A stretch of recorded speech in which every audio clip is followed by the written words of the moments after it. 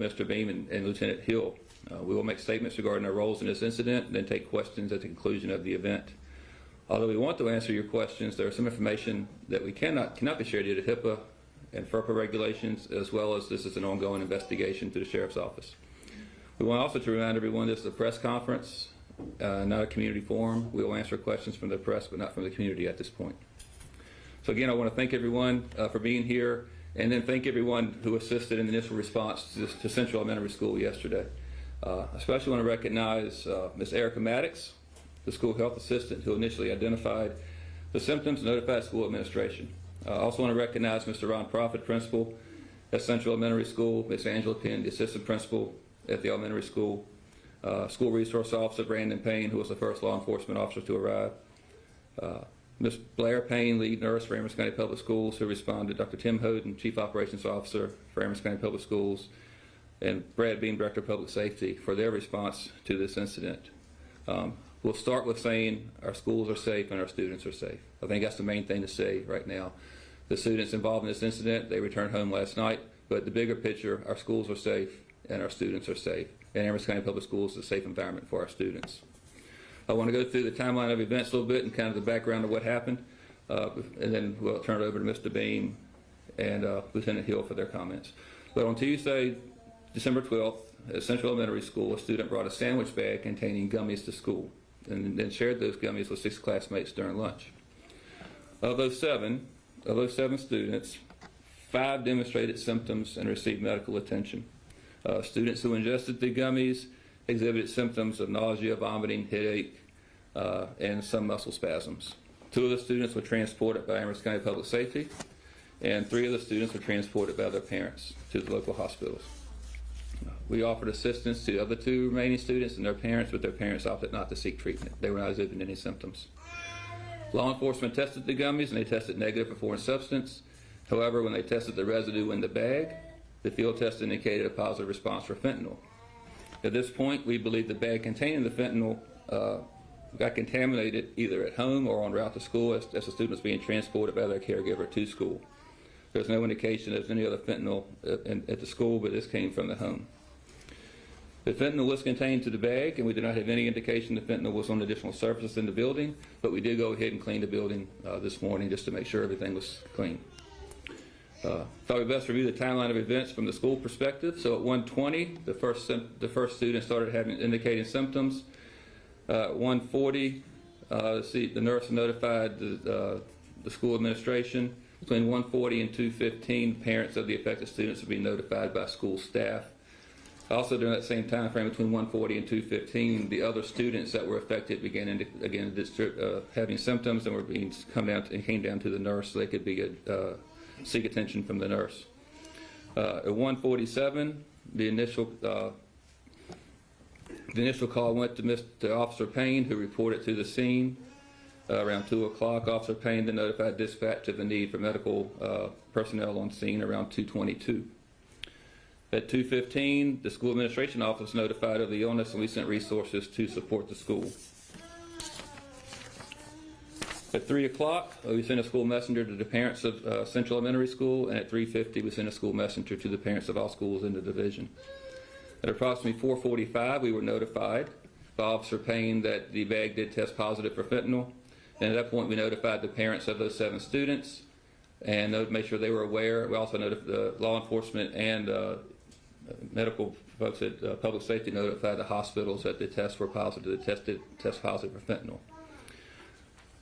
After we notified the parents, Amherst County Sheriff's Office had notified us they were getting ready to continue their investigation and go to the residence of a presumed person who may have had it, and so we did not put any other press release out until 6:30 until the Sheriff's Office had a chance to do their investigation at the residence, so we did not impede with their investigation.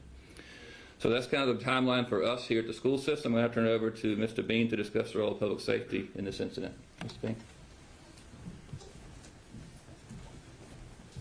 Thank you, Dr. Willis. Again, my name is Brad Beam. I'm the Public Safety Director here for Amherst County. As Dr. Willis alluded to, School Resource Officer Payne was the first public safety person, either from law enforcement or our office, to respond. He responded. After his assessment of the situation and consultation with school nurse, they contacted us to respond with ambulances and medical response. We responded at approximately 14:24, 2:24. We responded. We were on scene within 6 minutes.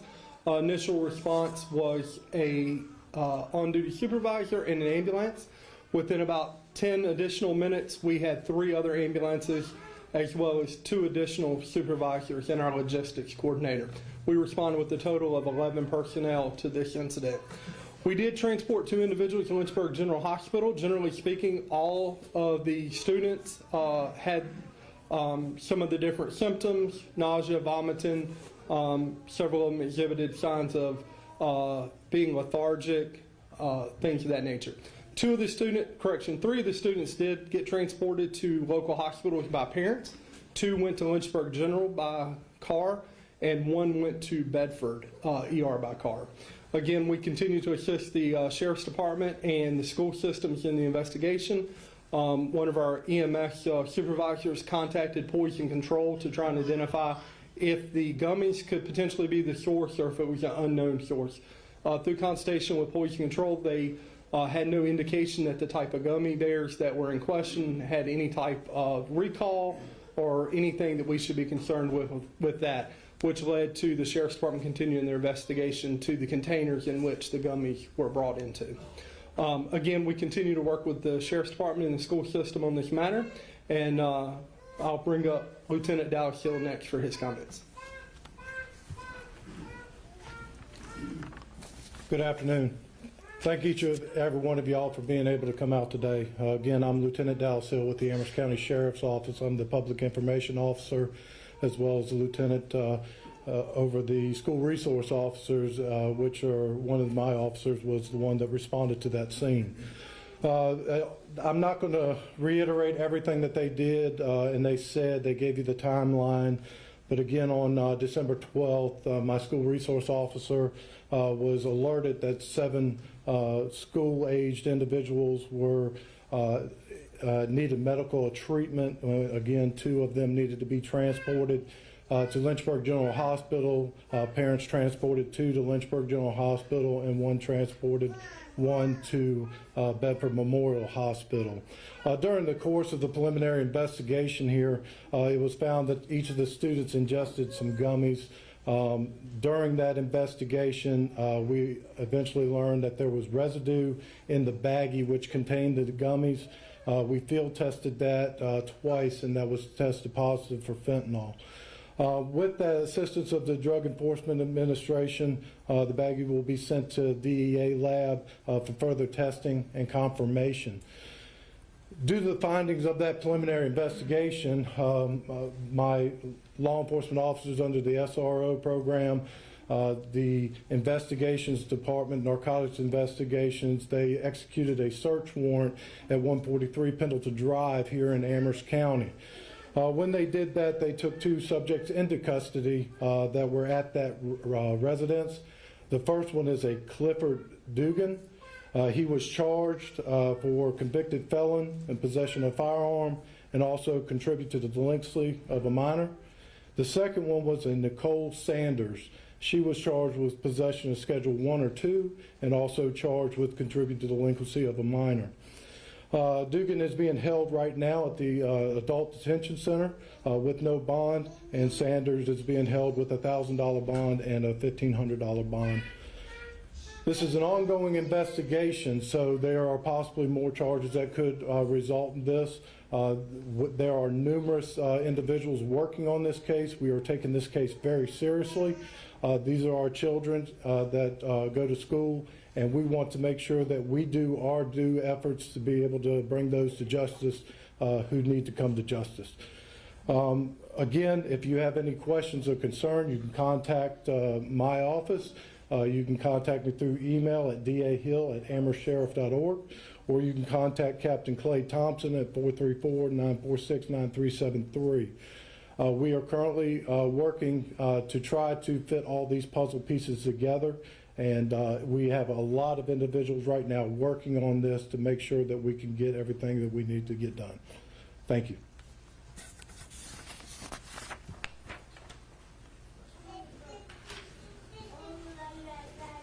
So at this point, if the press has any questions, we'll be glad to take those at this time. I would like to know, what's the relationship between the people that were arrested and the kid that brought the gummies to school? As of right now, we cannot disclose that information. It's still an ongoing investigation. There's a lot of people we still need to contact, and we have to go through our steps to figure out what we need to tell you. Were any of the students administered Narcan or needed any kind of treatment along those lines? No students were administered Narcan. None of the students exhibited signs that would indicate they needed Narcan. When we give Narcan, it's typically for someone who is having trouble breathing. They're not breathing well or very fast, and they're having trouble maintaining their own airway. We were very lucky in this situation that none of the students exhibited that type of sign. And how are those children doing now? So in conversations with the parents that were all released last night, and all the parents indicate they're doing well today. Some were tired. Some wanted to come to school today, and they tried to get back in, but a couple wanted to stay home. But the parents indicated that students were healthy and released from the hospital last night and feeling well today. Are you able to tell us how old or what grade the students were? The students were 4th grade. All of them? All students were in the same class in 4th grade. Do you know if any other students may have come into contact with the baggie during that 3-hour scan before it was determined that it was laced with fentanyl? We have not been able to determine anyone else was in contact with the baggie. We do know that another baggie with gummies was brought to school. That was also tested with a sibling of one of the students, but that was tested negative. So just this one particular bag was one in question. Did the gummy bears contain any other drugs? No. The gummies were not the issue here. It was the residue on the bag that caused the issue. The gummies themselves were not. They were tested, and there's been no indication there. And you can speak to that. If I could add something about the gummies and the bags, what we do is we send those off to be tested further. So our initial field test kits may not pick up what we need to find that are in the gummies, if there's anything at all in those gummies. So that will be sent off to the lab to determine that factor. Do you think this was unintentional or intentional as far as the baggie being brought to school, whether it was from the two who were charged or the child? From the school system, we think it's unintentional. The child who brought them actually consumed some of the gummies and had no idea anything was there. So we don't feel this was an intentional event, but we are continuing our investigation. Again, working with Sheriff's Office and Public Safety on this, but at this point, we do not believe anything was intentional. We knew this was a fluid situation, but could you talk a little bit to some of the parents who were concerned about the quickness, if you will, of notifying the parents of this situation? So as soon as we realized there was an issue going on, so we got our first notification around 1:20. A student came sick to the office. About 3 o'clock, we had a school messenger going out to parents of Central Elementary School. So by the time we were on scene, realized that there was an issue and students had to be transported off, we started notifying parents immediately. The parents of the 7 students were notified immediately. As soon as they came to the office, they were called. Said there was illness, but we notified the rest of the school of Central by 3 p.m. And by 3:50 p.m., we had a school messenger going out to the whole school division, notifying them of the incident. At that point, it was still under investigation, and we did not realize it was fentanyl involved. Once we received the notification from the Sheriff's Office that fentanyl was detected, then we notified those 7 parents again that fentanyl was involved, and then at 6:30 we sent another school-wide message to all parents in the division and all staff stating that fentanyl was detected at the school. So really from the time it started, around 1:20 to 3 o'clock to 3:50, we had information out to all parents, and then as information came to us to be updated, we pushed that out as soon as we could. Again, we did have, at the request of the Sheriff's Office, we did hold the notification until 6:30 as they were doing a search warrant on the residents, and we did not want our information to hinder their investigation. Within the school, what do the rules look like for sharing food? Is this something that should have been monitored during lunchtime? So, we ask that parents don't bring in their bags of food and students share. However, at lunch, it's very difficult if you have 300 kids at lunch to tell a student they can't get, that's hard to monitor. So we're going to really be pushing to our parents and to our students, make sure it's safe. If you want to bring food to school, it needs to be in an original container from a store. Like if there's a birthday party and they want to bring cupcakes, it has to be store-bought in an original container. And so we are working with our students and notifying students and really working with them to say, don't share food, don't take food from others. You just don't know. And luckily everybody's safe. We were very lucky that the trace amounts were so small that no one was seriously hurt with this or worse. So we were very lucky there, but I think it does remind us that we need to work with our parents, remind our parents and our students that there is, that these things do occur, and we need to make sure we're doing everything we can to be safe. I will say that this is, as we've gone through time, this is not a school issue. This is a community issue. Okay? We have these things in our community. The fentanyl didn't just show up at school. The fentanyl came from somebody's house, right? And so we need to wake up as a county and as a community to realize that these things are real, these things are happening. It's not a Richmond problem, it's not a Washington, D.C. problem, it's an Amherst County problem. And until we do that and really start taking ownership in our own kids and what they are doing, this will continue. It might not happen in Amherst County, but it's going to happen somewhere else. Last week it happened at Bedford with the gummies at Liberty High School. This is a problem we're facing in our state. And if we don't start doing something about it now and start addressing that problem, it's going to continue. So I ask our parents to take charge, wake up, realize this is happening, because it's here and it's real.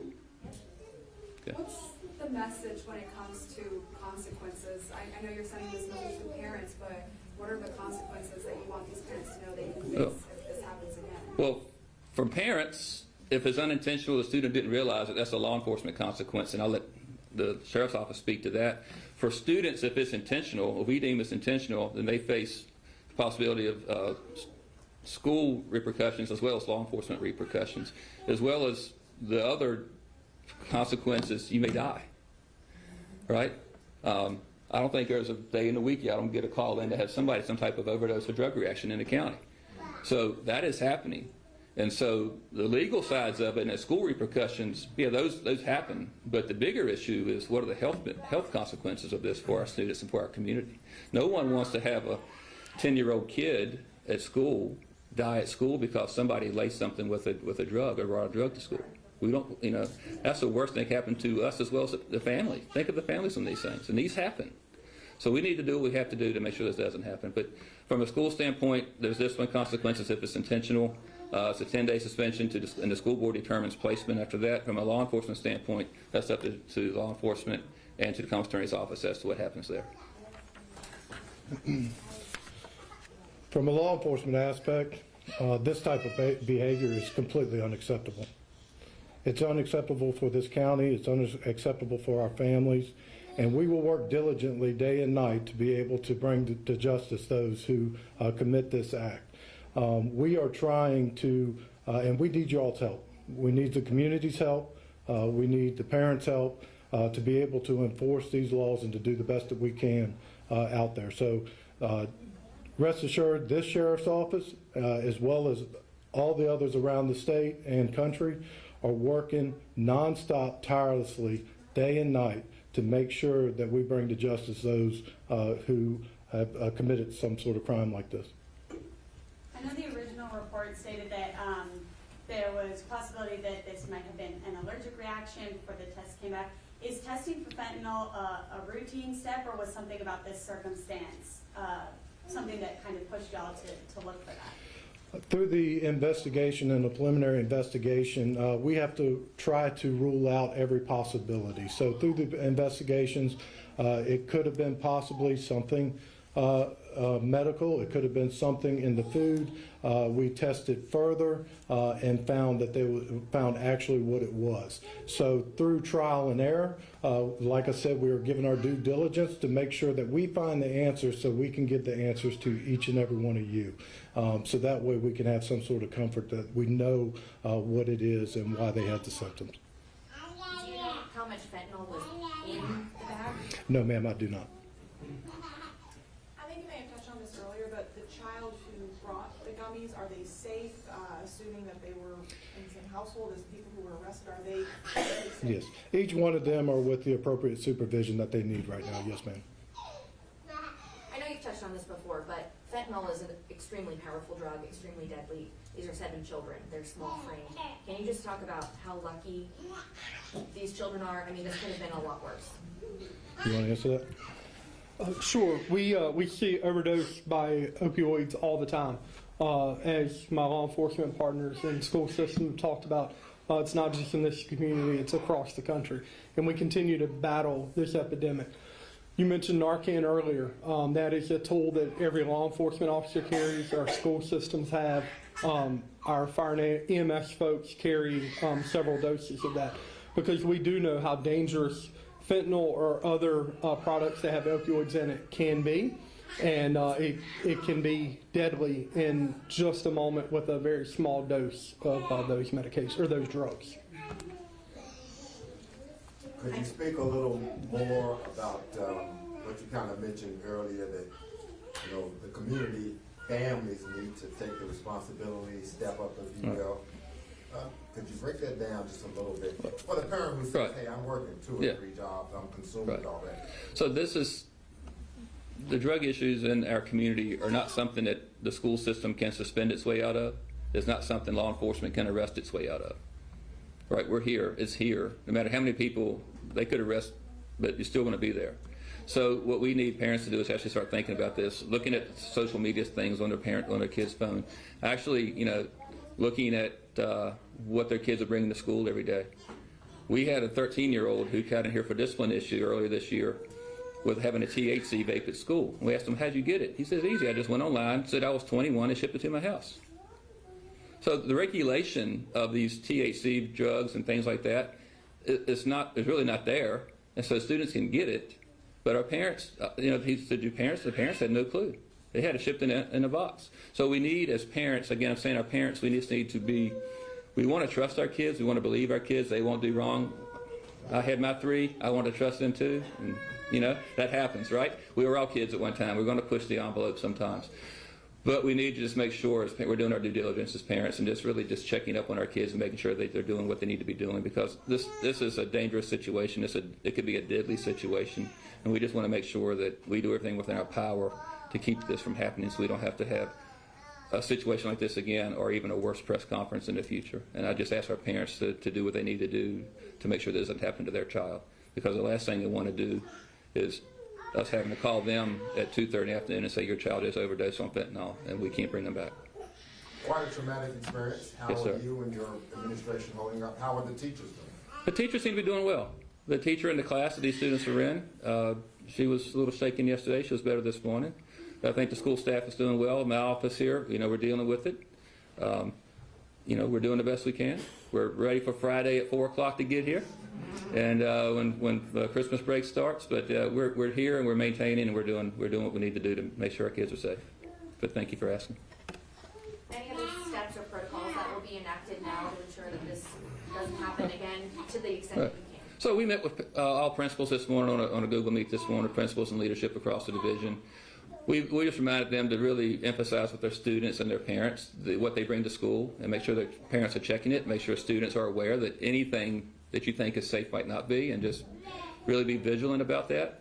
We've asked our elementary, especially at lunches, just to be aware and just remind students not to share food at lunch. It's difficult with kindergarten and first grader. You know, you don't anticipate they're not bringing things to school on purpose, but you never know what they have in their bags and what they get in contact with at home. So, you know, we're just reminding our staff to do that, and really speaking with our students about that. And then as the older students, we're again reminding them of the dangers of what you order online. You may think is safe, but it might not be, and you never know the impurities in some of these things are buying or there, and it could have a fairly dangerous side effect on you if you ingest it. So just really be careful of what you're doing and be aware of what you're doing. I have a question. I know you said not community. I'll talk to you after. That's okay. According to the Supreme Court case of Lovell versus the city of Griffin, I am the press. So I have a question. What's your question, ma'am? Okay. What is your plan to make sure there's no fentanyl left in the school? In that particular school, we have treated the school. We have cleaned the school. We have wiped the school. Who cleaned the school? Custodians and Not maintenance. teaching house? No, ma'am.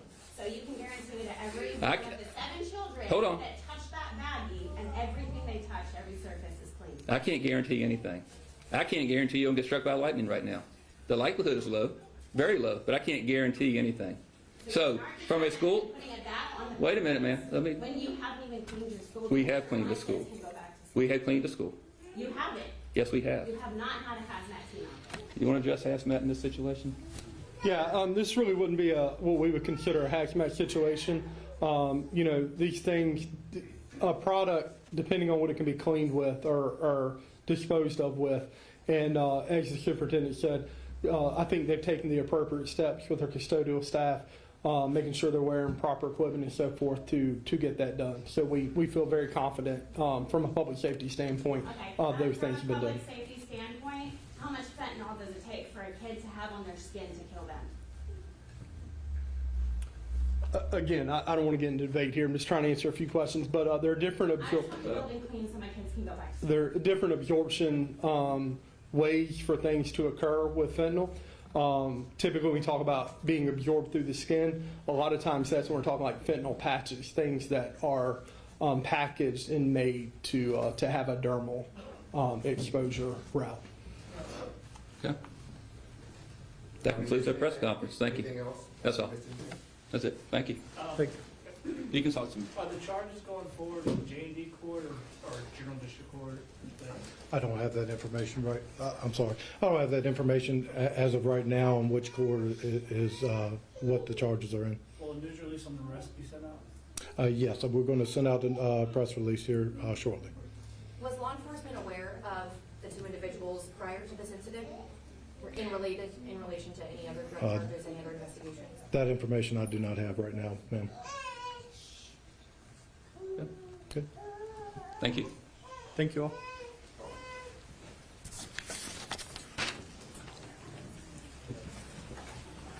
Must be good. Yes, sir.